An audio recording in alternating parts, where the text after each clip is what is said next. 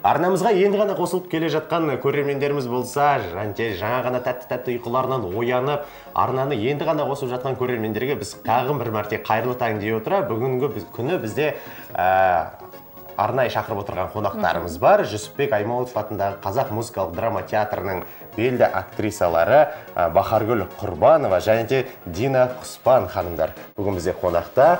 Қош келдіңіздер. Қайырлы таң. Қайырлы таң. Жалпы күндеріңіз қалай атты? Әр таңдарыңыз қалай атады сіздер үшін? Енді біздер енді ана болғасын, әже болғасын, кішкентай немерелерім бар, соларды біреуін жаңа балабақшаға, біреу мектепке бару үшін ертерек тұрамыз кішкене. Тұрғызып, жаңағыдай оятып, таңғы жаттығуларын жасатып, көңіл күйлерін түзеп, шайын беріп, жаңағы жұмсағымызды беріп, сосын сабаққа жаңағыдай неге балабақшаға жібереміз. Соны әрі қарай күн жалғасып кетеді, әрі қарай уже жұмысқа барамыз, жұмысқа дайындаламыз. Бүгін ерекше күн, ерекше ояндық, себебі ертең бірсі күн, 2 күн, 11-ші, 12-ші наурыз күндері премьера бізде. Осы жайды бізде өзіміз сұрайық деп отыр едік. Әңгіме өрбітсек, қандай қойылым болады, қандай мақсатта, толығырақ кеңінен айтып кетсеңіздер. Осы жолы енді үлкен шығарма Әділет Ақанов қойып жатыр, жас режиссер.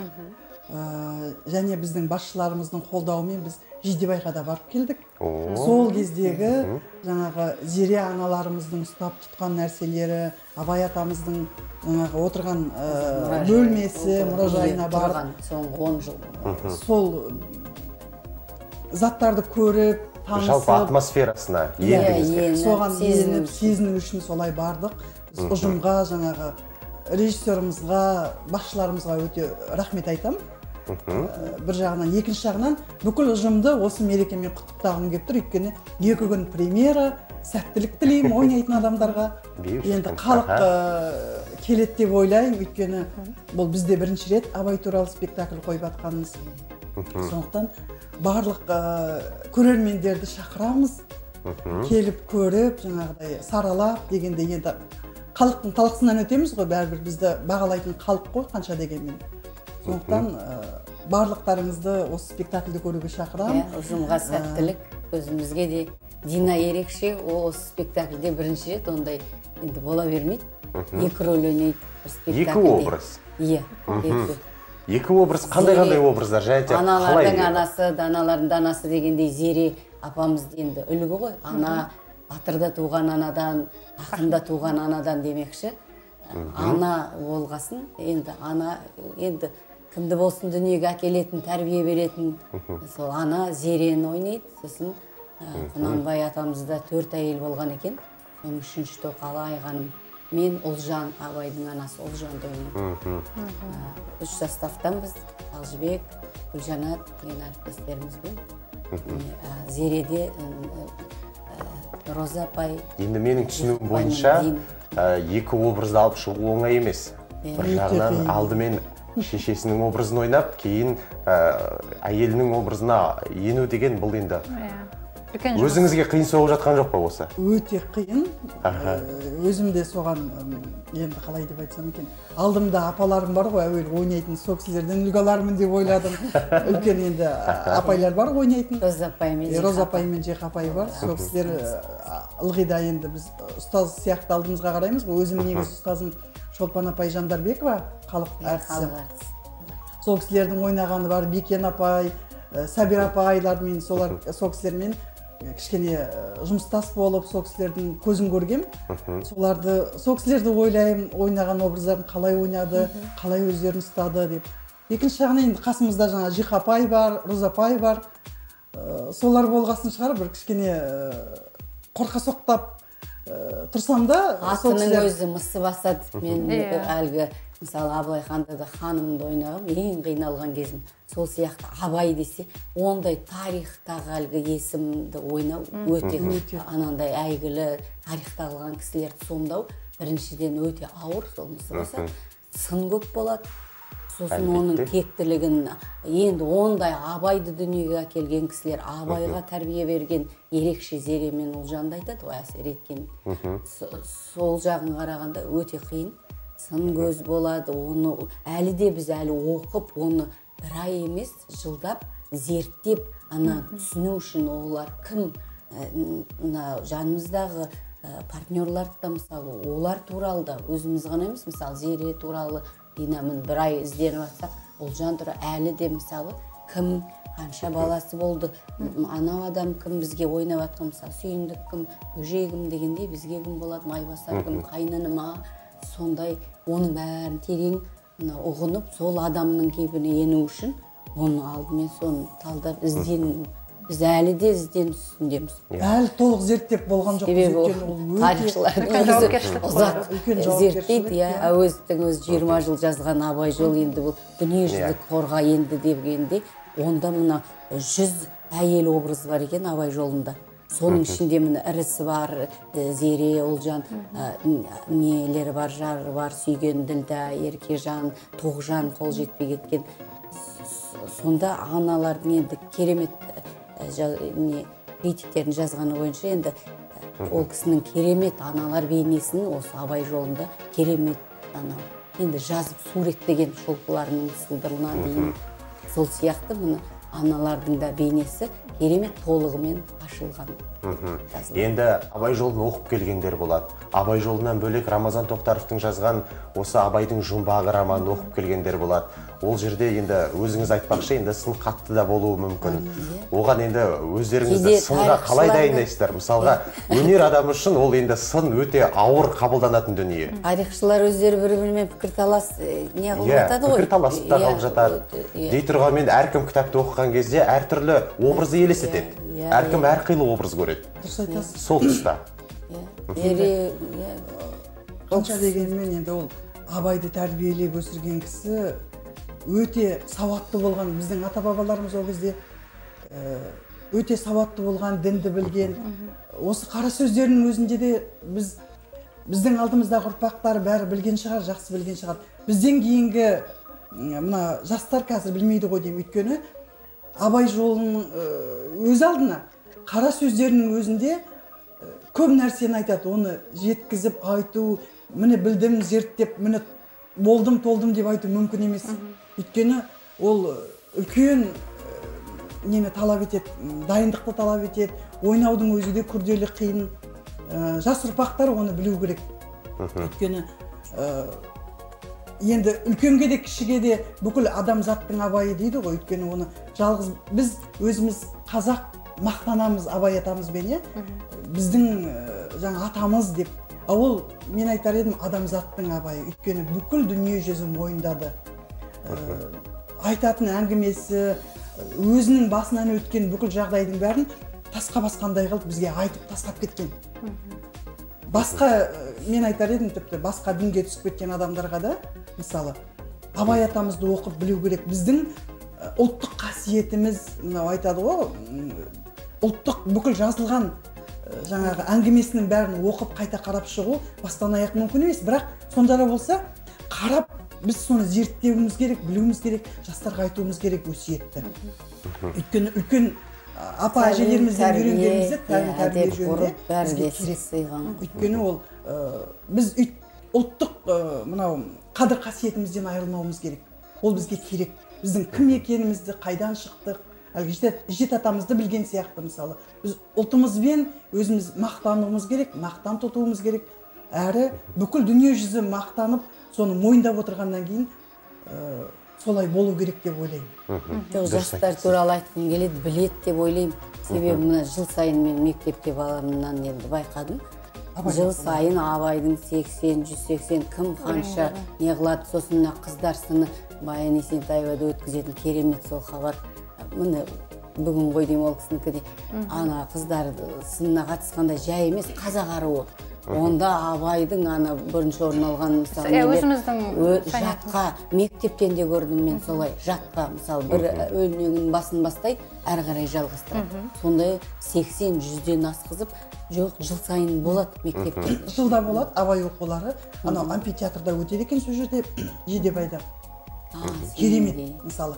Сол жерде келіп оқыған қаншама жарыс қой енді, өнер жарысы, өйткені бірақ кім қанша орын алды, қаншама нелерін жаттады, қара сөздерімен мынау лирикалардың мысалы қаншама нелері бар, тақпақтары бар, жаз туралы, күз туралы, қыс, әрбір ненің жыл мезгілдеріне жазған ғой ол кісі. Одан кейін жаңағы лирикаларында да көп нәрсе бар айтатын, ойлары, махаббат туралы жазғандар бар. Сосын қаншама ғибраттары бар, біз әлі білмеген, оқып зерттеп.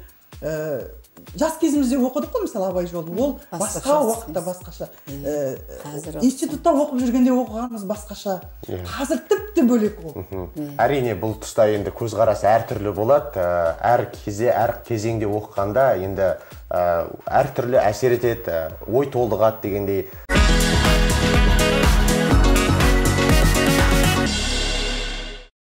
Эфирімізге енді қосылған көрермендерге тағы бір мәрте қайырлы таң дейміз. Біздің Фреш таң бағдарламасының төрінде бүгін келіп жайғасқан меймандарымыз бар. Жүсіпбек Аймауытов атындағы драма театрдың Бахаргүл Құрбанова Қазақстан Республикасының еңбек сіңірген мәдениет қайраткері және Дина Құспан. Бүгінгі қойылымда премьера болатын екі рөлді қатар сомдайтын біздің актрисамыз. Жалпы сұрақтар легін жалғастыра кетсек, жалпы театрда рөлді қалай бөледі? Бір тұрақты қалыптасқан рөл бар ма, әлде әр қойылымға әртүрлі рөлдер беріледі ма? Енді режиссерлардың өзінің шешімі болады, әртүрлі уақытта әртүрлі рөлдер ойнаймыз. Өзі көреді ол кісі, осы рөлді мына артистке берсем дегенде. Сондай өзінің ішкі ойы болады ғой, есептейді ғой, мен мына адамға қойсам, жаңағы мына адамға берсем деп. Мінезін аша алады ма деген. Сол мінезін аша аламын екен деп, болмаса жаңағыдай. Енді режиссерлік өзінің көзқарасы бар, оны мен айта алмаймын, оны режиссерден сұрау керек шығар. Бірақ әйтеуір осындай үлкен қойылым болып жатыр, өте қуаныштымыз. Енді шамамыз келгенше, шама шарқымыз жеткенше халыққа ұсынуға тырысамыз. Бірақ жаңа өздеріңіз айтқандай, айтатын сын пікірлерге де төтеп беруге дайынбыз. Енді айтады ғой, шешінген судан тайынбас деп. Енді қанша дегенмен үлкен апаларымыз ойнаған, сонау Әуезов театрында мысалы қаншама актрисалар ойнады. Осында да бұрынғы театрда үлкен апай ағаларымыз, аталарымыз ойнаған шығар. Салыстырып қарайды, ол да қиын. Міндетті түрде салыстырады, қарайды әрине бірақ.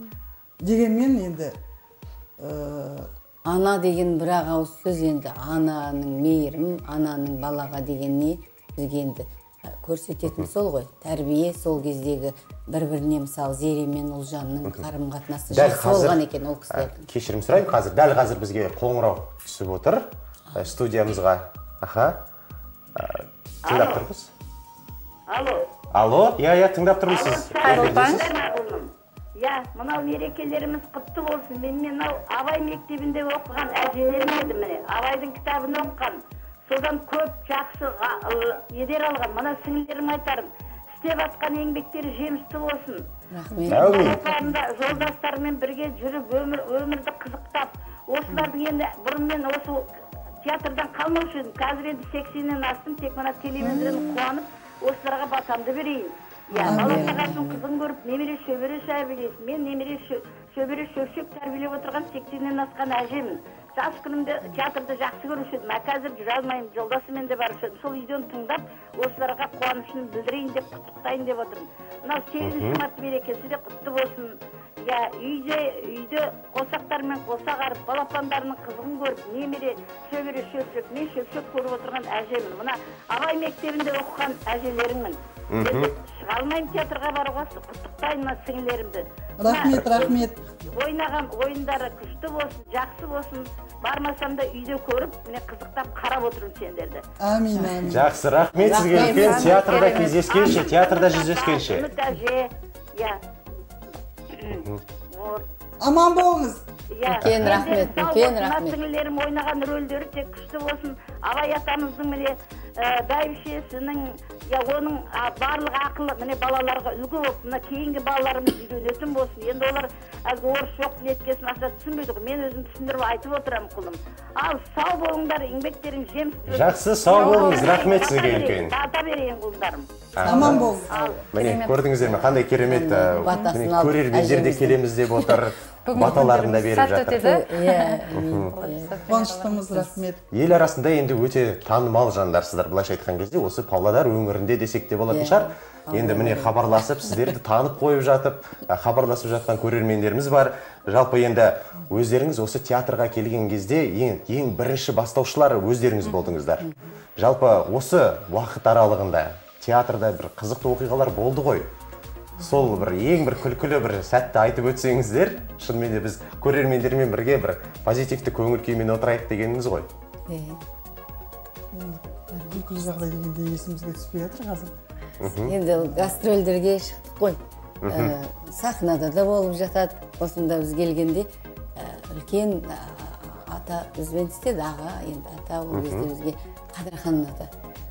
Кезіндегі осында әлгі ғимараты жанып кеткен театр болған екен ғой, мұнда болған, сосын ғимараты жанып кеткен.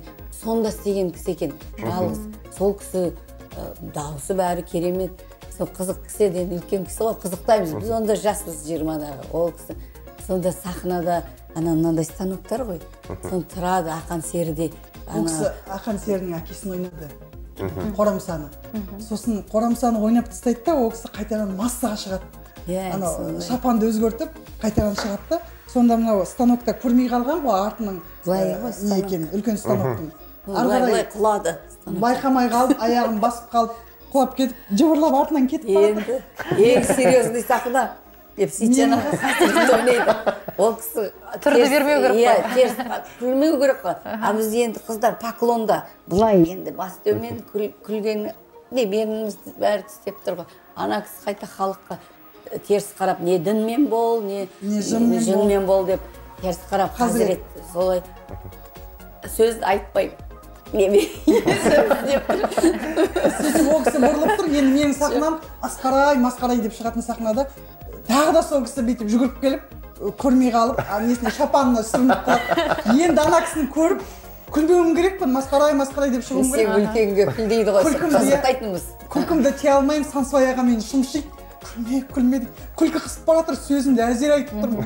Ана кісі жыбырлап кетіп баратыр. Ол кісі ана станоктан құлады ғой. Оның содан кейін былай еңбектеп, төрт аяқтап көрмейді деп ойлай ма, солай былай еңбектеп кетіп барады да.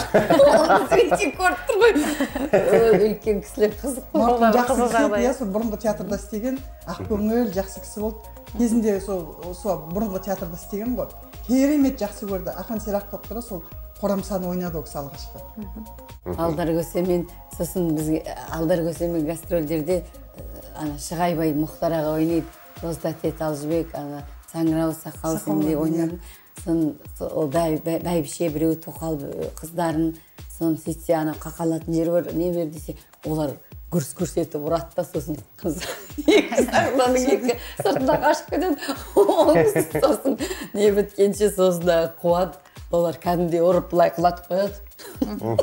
Қақалғанда арқасында соғады ғой, сонда күрс еткізіп бұлай құлатады да қашып кетеді өздері.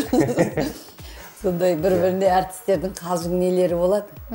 Оны тапқырлықпен әрі қарай жалғастырып, бізде жас актер өзі қалжың қой, медет.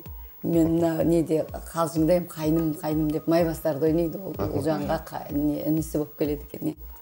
Солда орысша, енді біз Павлодар орысша, қазақша болғасын, орысша ойнаймыз ғой, кейде көбірек ойнаймыз. Соны сөзін ұмытып қалды. Оған енді партнер Қарлығаш, опытный, енді тәжірибелі актриса.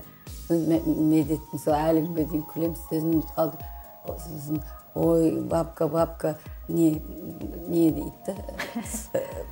Горе, не болды? Что случилось? Әрі қарай сөзін содан кім тауып кетті, балалар шулап, не ғой, қатысып отырады. Что случилось деп, балалар зуылдат бәрін айтып берді. Горе, бабка дейді. Что случилось десе, әрі қарай сөзін ұмытып қалды. Соны кім тауып кетті да, балалардан сұрап еді, балалар не болғанын бәрі айтып берді. Сондай да әлгі партнер қызық нелер болады. Ал енді қазір бізде енді уақытымыз өте шектеулі, сондықтан да енді көрермендерімізге өздеріңіздің тілектеріңізді, таңғы тілектеріңізді білдіріп, театрға шақыра кетсеңіздер деген бір тілегіміз бар. Енді ұжымды құттықтаймыз осы премьерамен әуелі. Енді көрермендерімізді осы премьераға шақырамыз. 2 күн сондай бізде өте жақсы қойылым болады. Келіп көріңіздер. Театрға шақырамыз, келіңіздер. спектакльдерді көріңіздер. Енді халық үшін жұмыс істеп жатырмыз ғой, халық келіп көру керек, айту керек дегендей. Осындай болып жатқан жаңалықты айтып, сіздерде бізге жардама жасап жатқандарыңызға рахмет. Сіздерге творчестволық табыс тілейміз. Рахмет. Еліміз аман, жұртымыз тыныш болсын. Бізде неше түрлі жағдайлар болып жатады ғой, бірақ біздің Қазақстанымыз әзірге тыныш қой. Алла көмектесіп, Алланың қорғауында болсақ болады ғой деп ойлаймын әуелі. Әумин. Наурыз мерекесі келе жатыр бәрімізге де, міне көктем наурыз келді. Наурыз мерекесі алдымыздағы. Құтты болсын сіздерге де. Жаңа әдемі сөйледі Дина апайымыз. Премьераға келіңіздер дейміз. Бізде енді бүгін ертең әділетке де сәттілік бәрімізге, ұжымға. Сіздерге рахмет. Бүгін бізде қонақта болған Бахаргүл Құрбанова, Қазақстан Республикасының еңбек сіңірген мәдениет қайраткері, және де Дина Құспан, осы Жүсіпбек Аймауытов атындағы облыстық қазақ драма театрының белді актрисасы.